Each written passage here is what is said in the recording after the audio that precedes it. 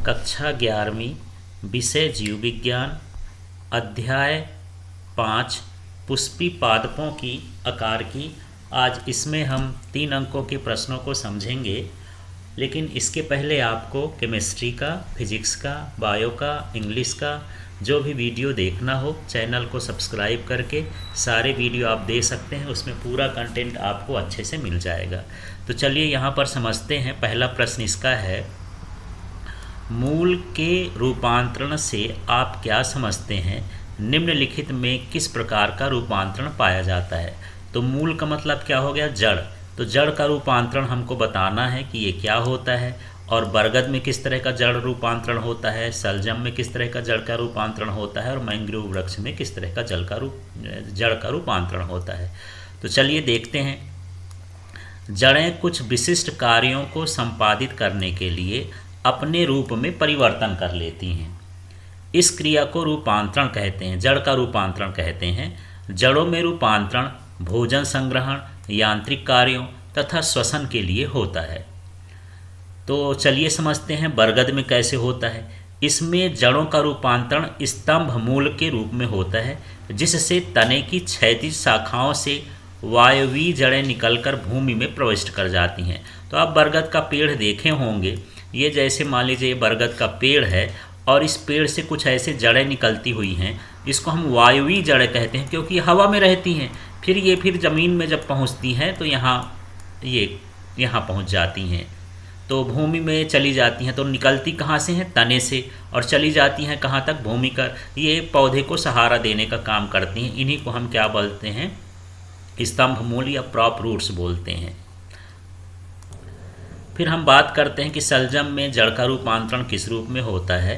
तो भोजन संग्रह करने के लिए जड़ का ऊपरी भाग फूल कर कुंभी रूप हो जाता है। तो आप सलजम देखे होंगे बाजार में। तो सलजम इस तरह का जो है, इस तरह का ये रहता है। तो ये घड़े के जैसे होता है, कुंभ के जैसे हो जाता है, मोटा हो जाता है, क्योंकि यहाँ भोजन का संग्रह हो जाता है। तो इस तरह से कुंभी रूप में रूपांतरित हो जाती है यहाँ पर जड़ सलजम में।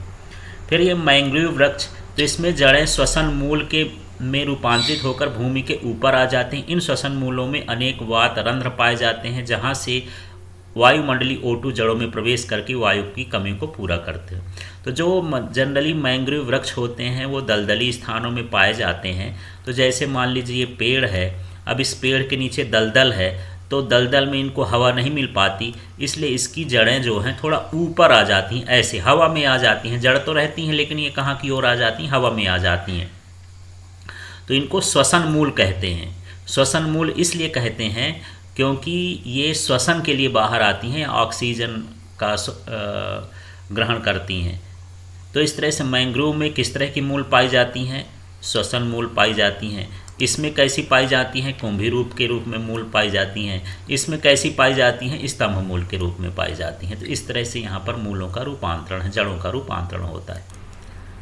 अब अगला प्रश्न है, बाह्य लक्षणों के आधार पर निम्नलिखित कथनों की पुष्टि कीजिए। पौधे के सभी भूमिगत भाग सदैव मूल नहीं होते। मूल का मतलब जड़ नहीं होते। हम ये सोचे कि पौधे का वह भाग जो ज़मीन के अंदर होगा वो जड़ होगा, ये ज़रूरी नहीं होता, ये हमको बताना है। तो कैसे नहीं होता, चलिए समझते हैं। तो यह कथन तो सही है कि जड़ें हमेशा भूमि के अंदर वृद्धि करती हैं तथा तने भूमि के ऊपर वृद्धि करते हैं, लेकिन कुछ तने इसके अपवाद भी हैं। जैसे अदरक है, प्याज है, आलू है, ये भूमिगत तनों के उदाहरण हैं। तो ये जो चीज़ें होती हैं ज़मीन के नीचे होती हैं, और ये किसका काम करती हैं? तने का काम करती हैं, क्योंकि इसमें पर्व संधियाँ और कलिकाएँ पाई जाती हैं। इसलिए क्या होता है? ये तना होता है। तो ये ज़रूरी नहीं है कि जो भूमि के नीचे वो सभी जड़ हैं, वो तने भी हो सकते हैं। तो देखिए हम कैसे जान जाते हैं? क्योंकि जब तना होता है तो उसमें पर्व और पर्वसंधियाँ पाई जाती हैं। कुछ में सल्कपत्र पाए जाते हैं, इनमें कलिका पाई जाती हैं, आँखें पाई जाती हैं, भोज पदार्थों के संग्रहण के लिए रूपांतरित होती हैं। आँखें इस तरह से हैं कि यदि जहाँ पर ये आलू को आप देखे होंगे, जब कभी ये जब तैयार हो जाता है फलने के लिए या पौधा तैयार हो जाता है, तो कुछ यहाँ से इसमें तने जैसी चीज़ निकलती है। तो ये जो थोड़ा सा हिस्सा होता है, कई जगह पर होता है, उसको हम क्या बोलते हैं? आलू की आँखें बोलते हैं। तो ये सारी चीज़ें किस में होती हैं? भूमिगत तने में होती हैं।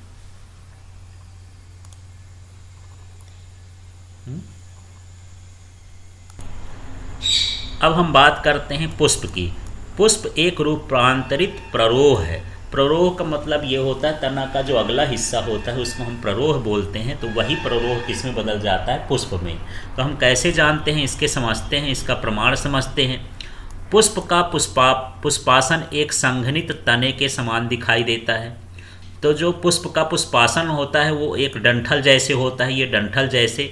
तो ये डंठल ही एक तरह का किसका कार्य करता है? तने का कार्य करता है। इसमें पर्व और पर्व संधियाँ आपस में मिली हुई होती हैं, इसलिए पुष्पासन क्या हो गया? तना हो गया।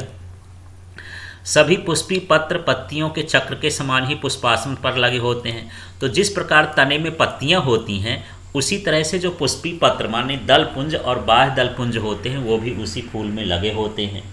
तो यहाँ पर समझ लेते हैं कि जैसे तने में पत्तियाँ लगती हैं वैसे फूल में पत्तियों के रूप में क्या लगते हैं? दलपुंज और बाह्य दलपुंज लगते हैं।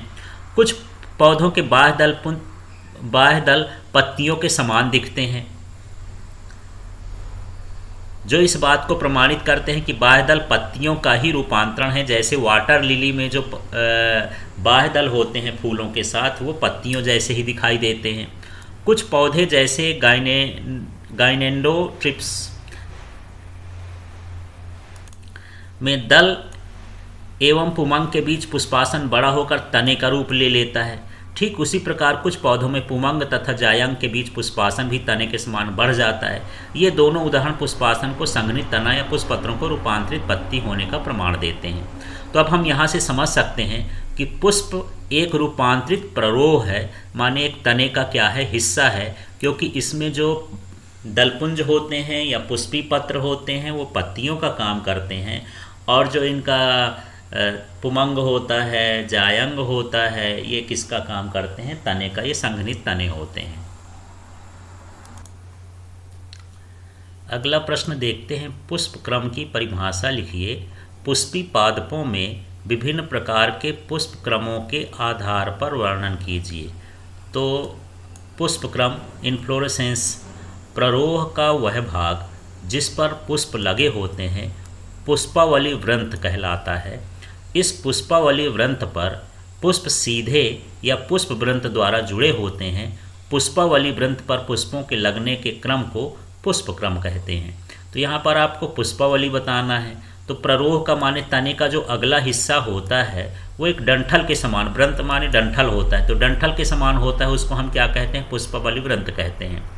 अब इसमें पुष्पों के लगने का क्रम होता है कि इसमें पहले थोड़ी सी हरी पत्तियां होती हैं, फिर बाहर के बाह्य दल पुंज होते हैं, फिर जायांग पुमांग या पुष्पों के भाग होते हैं, उनको एक क्रम में रखते हैं। तो हम उसी को क्या कहते हैं?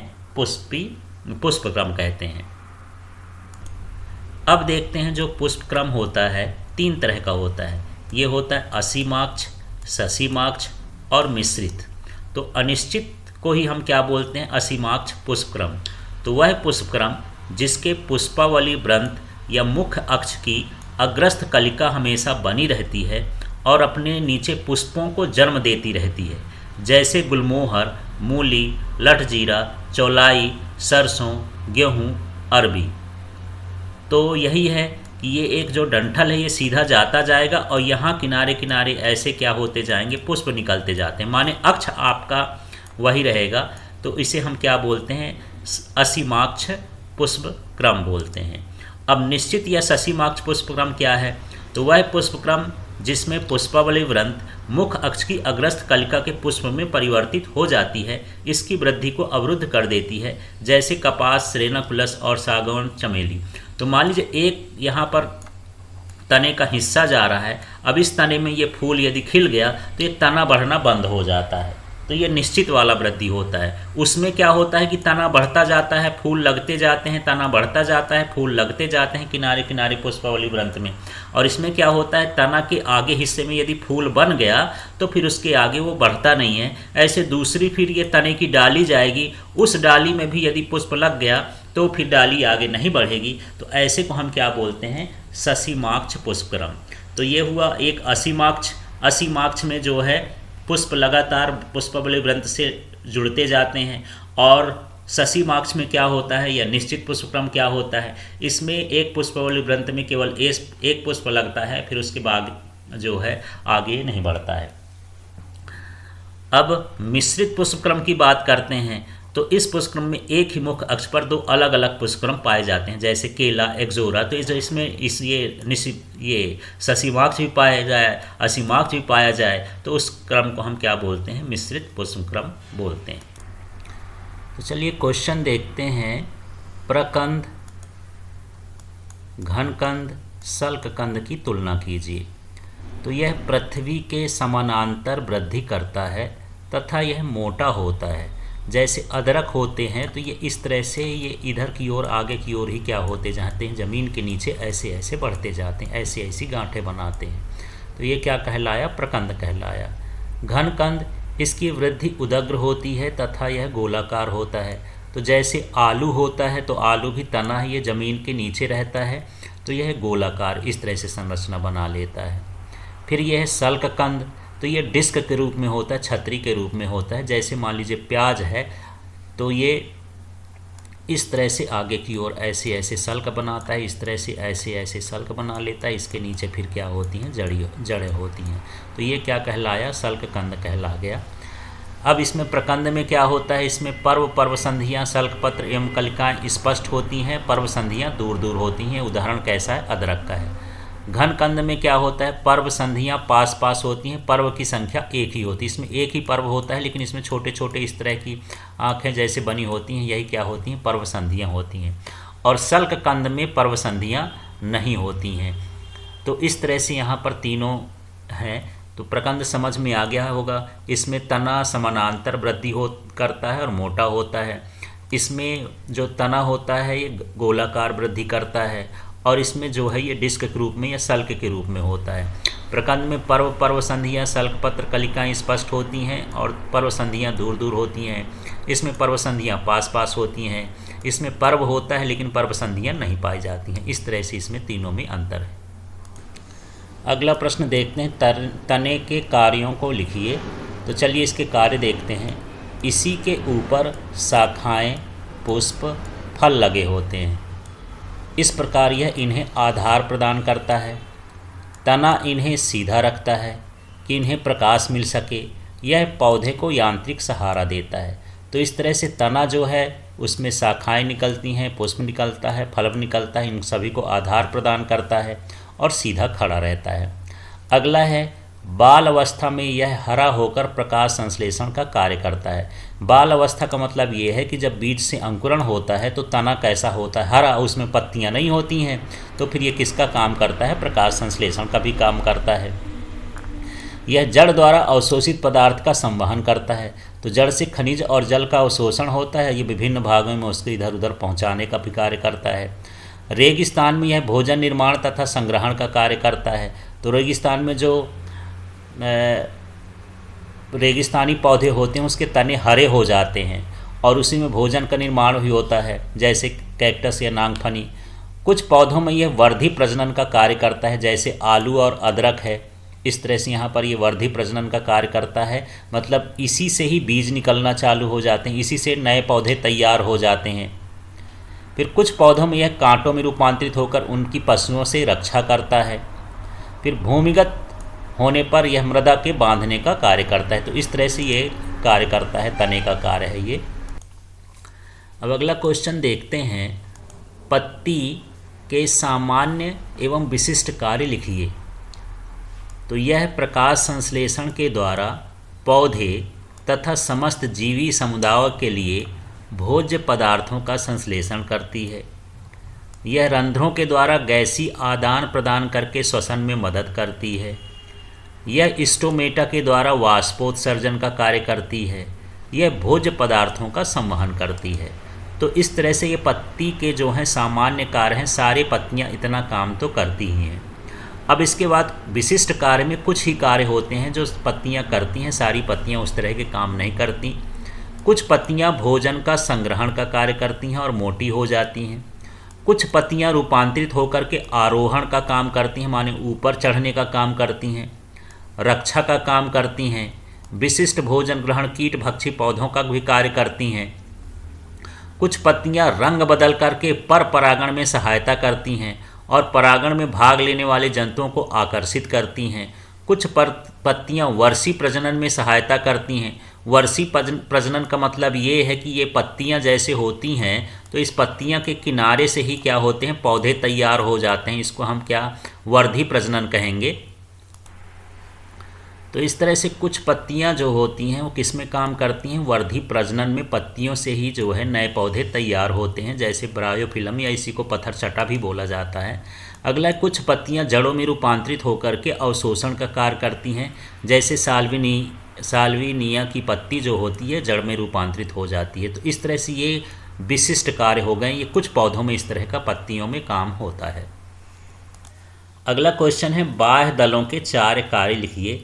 तो जो बाह्य दल होते हैं वो पुष्प में पाए जाते हैं। तो इसका मुख्य कार्य पुष्प की कलिका अवस्था में इसकी रक्षा करना है।